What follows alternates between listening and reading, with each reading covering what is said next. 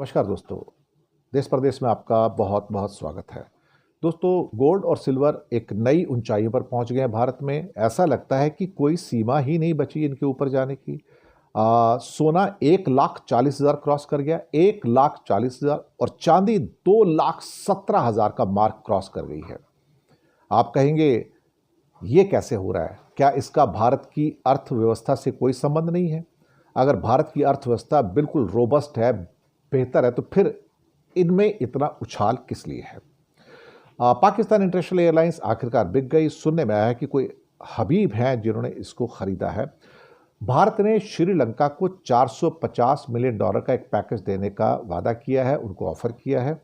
और बांग्लादेश की परिस्थितियां काफ़ी ख़राब हैं, भारत का विरोध भी काफ़ी है, लेकिन उसके बावजूद बांग्लादेश भारत से थोड़ा एक बेहतर फैसला लेते हुए 50,000 टन चावल खरीदेगा।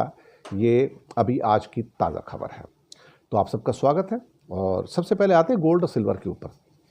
गोल्ड और सिल्वर ने तो सबको चौंका दिया साहब। ऐसा लगता है कि इनके तो रुकने का कोई नाम ही नहीं है।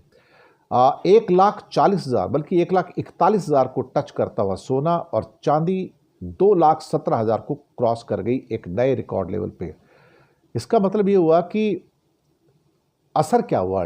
अगर फेड के दरों में भी कटौती होती है, रुपए के दरों में भी कटौती होती है, भारत में ब्याज दरों में कटौती होती है, तो कहीं ना कहीं जो अनसर्टेनिटी है, अनप्रडिक्टेबिलिटी है, लोगों में जो डर है, जो खौफ है, वो इस बात को दिखा रहा है कि भाई अगर कहीं कोई एक सेफ हेवन है तो वो सिर्फ सोना और चांदी है। यहीं पर पैसा रख के अपने आप को सुरक्षित रखा जा सकता है। किसी और मीडियम के अंदर शायद ये लोगों को अब करेंसी के अंदर विश्वास नहीं रह गया। करेंसी कोई वैल्यू नहीं है। अभी पिछले साल की बात है कि यही सोना 70-75 हज़ार रुपये का 10 ग्राम था, अब 1,40,000 क्रॉस किया, यानी कि दुगना हो गया। चांदी करीब 80 से 90 हज़ार रुपये के आसपास थी पर केजी पे, अब 2,17,000 ये हो रहा है। तो सिल्वर और गोल्ड दोनों आसमान की ऊंचाइयों पर। ये बढ़ोतरी कहाँ रुकेगी? बल्कि अभी तो ये कहा जा रहा है कि सिल्वर शायद हो सकता है जल्दी ही 3 लाख रुपए क्रॉस करे, और सोना शायद 2 लाख रुपए के स्तर पर भारत में छू जाए। सोना अगर अंतर्राष्ट्रीय बाजार को देखा जाए तो $4,500 के एक रिकॉर्ड स्तर पर आया है।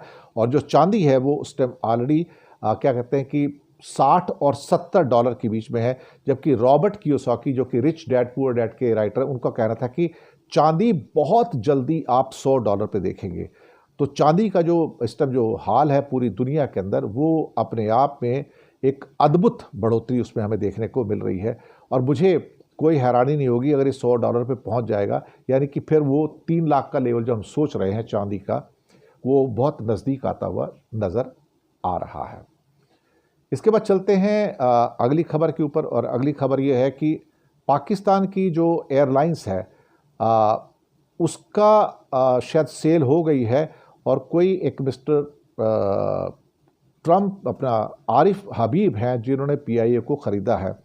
ये कौन है आरिफ हबीब? एक कंसोर्टियम है, इसकी अगुवाई आरिफ हबीब इन्वेस्टमेंट फर्म कर रही थी। और इस फर्म को सरकारी कंपनियों में हिस्सेदारी खरीदने के लिए जाना जाता है। इस फाउंडर का ताल्लुक भारत के गुजरात से है। वो कैसे भाई? इसको देखने की कोशिश करते हैं। इस नीलामी को पाकिस्तान के इतिहास की सबसे बड़ी नीलामी बताया जा रहा है। आरिफ हबीब का ताल्लुक मूल रूप से गुजरात के जूनागढ़ ज़िले से है। और जब भारत डिवाइड हुआ था तो उस टाइम ये लोग पाकिस्तान चले गए थे। और एक टाइम दुनिया की अच्छी एयरलाइंस में पीआईए की गिनती थी, लेकिन अब ये एक बैंकक्रप्ट दिवालिया एयरलाइंस है। और कई लोगों ने इसमें बोलियां लगाई थी। इसमें आरिफ हबीब का एक कंसोर्टियम था, लकी सीमेंट का कंसोर्टियम था, एयर ब्लू का कंसोर्टियम था। लेकिन आरिफ हबीब ने इसको जीत लिया है। सरकार ने इसकी रेफरेंस प्राइस 100 अरब रुपए, यानी कि करीब 1 लाख करोड़, 100 लाख करोड़ जो थी पाकिस्तानी रुपए, वो तय की थी। और एयर ब्लू ने सबसे कम इसके अंदर जो डील लगाई थी। लेकिन अब फिलहाल ये आरिफ हबीब का जो एक सुना है कि काफ़ी एक सक्सेसफुल बिजनेसमैन है। उनका बिजनेस फाइनेंशियल सर्विसेज है, रियल एस्टेट है, सीमेंट है, फर्टिलाइज़र है, एनर्जी, स्टील तक है। इस ग्रुप को चैरिटी के लिए भी जाना जाता है। और अब आरिफ हबीब जो हैं पीआईए के नए ओनर पाकिस्तान के अंदर बन गए हैं। इसके बाद एक आते हैं खबर के ऊपर जो कि श्रीलंका के बारे में है, और वो ये है कि भारत जो है वो श्रीलंका को बड़ी मदद, उनका पैकेज देने का ऐलान किया है।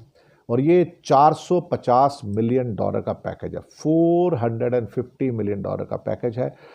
श्रीलंका को काफ़ी नुकसान हुआ है जो कि दितवा तूफान से आया था, और ऐसे में भारत ने श्रीलंका को हमेशा सपोर्ट किया है और अब $450 मिलियन का सहायता पैकेज जो है वो देने का वादा किया है।